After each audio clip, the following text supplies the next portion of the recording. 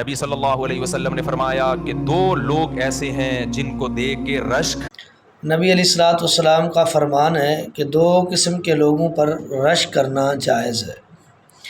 ان میں سے ایک شخص وہ ہے جس کو اللہ رب کائنات نے علم شریعت عطا فرمایا ہے، علم دین سے نوازا ہے، اس علم سے اللہ رب کائنات نے اس کو بہرہ کیا ہے۔ جو علم اللہ رب کائنات نے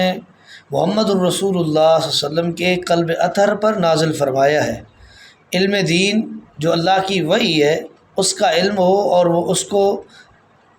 لوگوں تک پھیلا رہا ہو، پہنچا رہا ہو، اس علم کی ترویج اور پریچنگ اور اشاعت کر رہا ہو، ایسے شخص کے لیے جو لوگوں کی ہدایت کا سبب بن رہا ہو اس پر بھی رشک کرنا چاہیے۔ اور دوسرا وہ شخص جس کو اللہ نے مال دیا ہے، اس کی کمائی حلال کی، حلال مال میں سے اللہ کے نام پر خرچ کر رہا ہے، اس پر بھی